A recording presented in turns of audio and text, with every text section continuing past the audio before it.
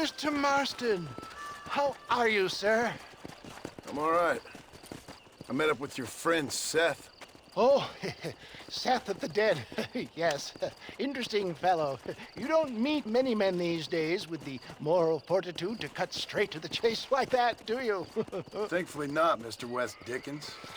Yes, contemporary society is remarkably harsh on professional exhumers. But did you know that in ancient Egypt, it was an art form valued more highly than literature?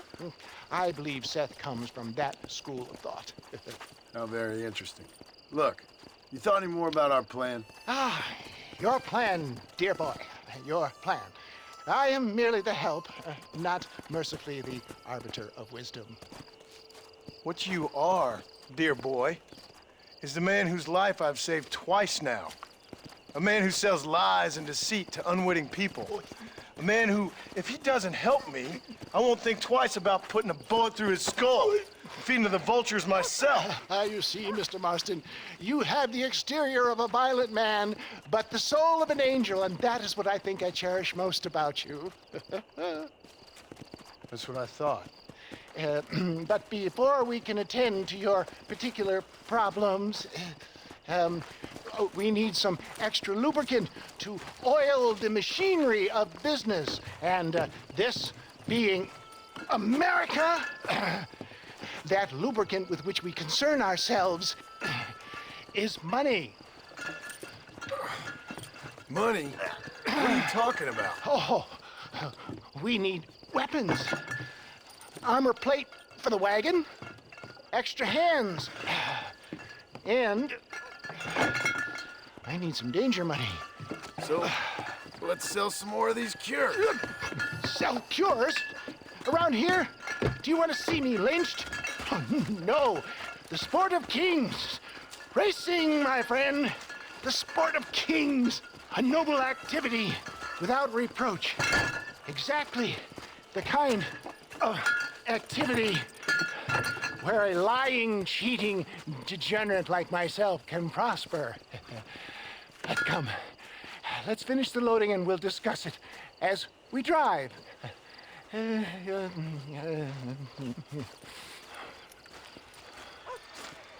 Now, sir, to Gap Tooth Reach.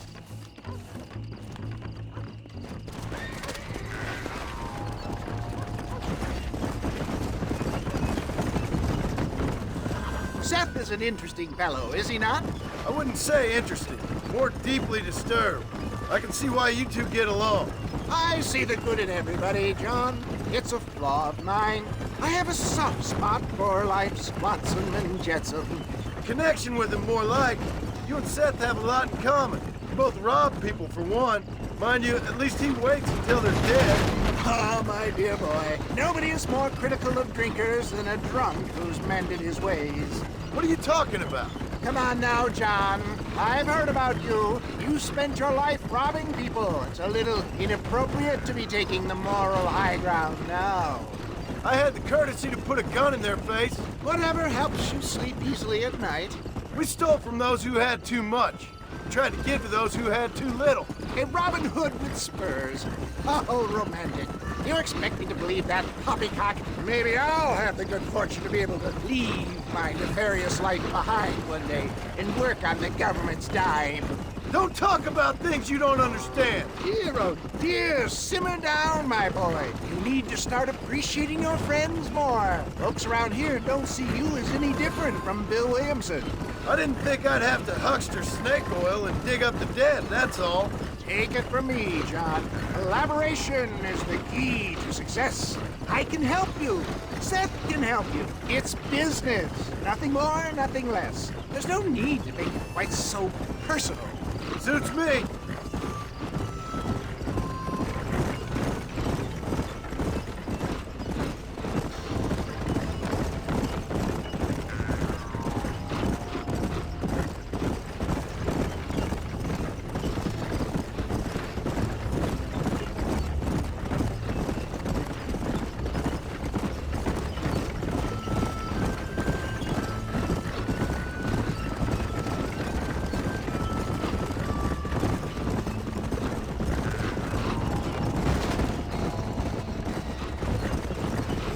Anyway, John, we must talk about the race.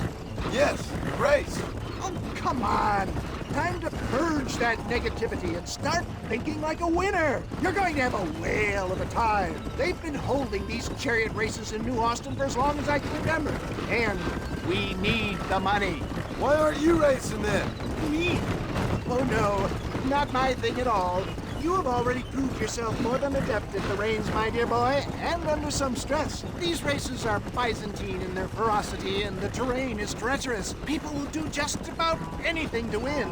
Men die. It's a marvelous spectator sport. Sounds like fun. And you are my wild card, John.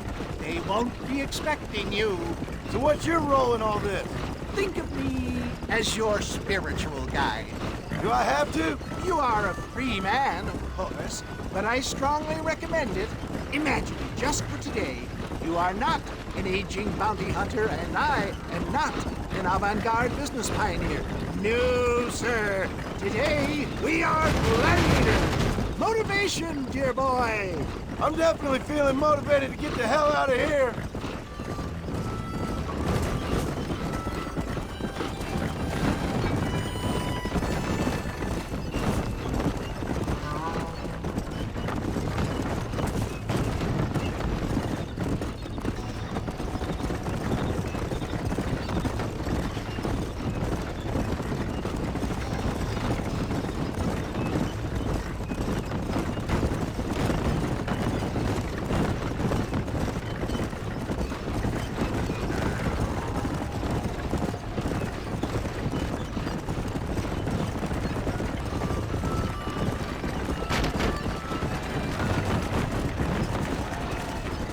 Here we are, John. Gap Tooth Reach.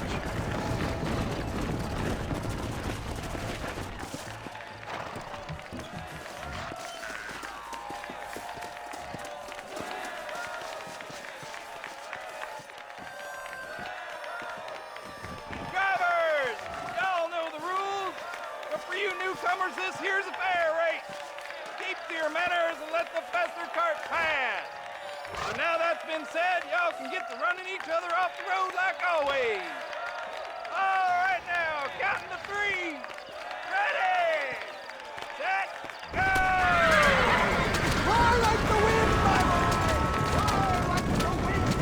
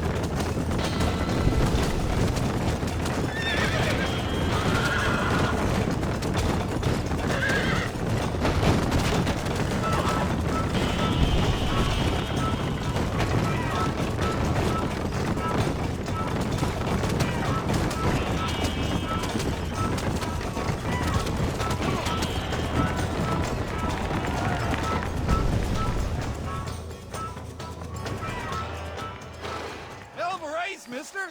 I'll take care of this cart for Mr. West Dickens. Come on, John. I suggest we beat a hasty retreat. Right. Best remove ourselves from the stage before somebody decides they want their money back. Fine by me. Wasn't that fantastic? The cheers of the crowd, the thunder of the wheels. The falling rocks, the homicidal maniacs. Oh, come on, John. Even a cold-hearted misanthrope like you must have found that just the tiniest bit exhilarating. Not the friendliest bunch, are they? They take their racing very seriously in these parts, and your participation was not entirely pre-approved. That was clear. Ah, sport, war, and heartache. The guilty pleasures of mankind since the dawn of time. I'd get away from the men we just swindled before you start waxing too lyrical. Yes, of course.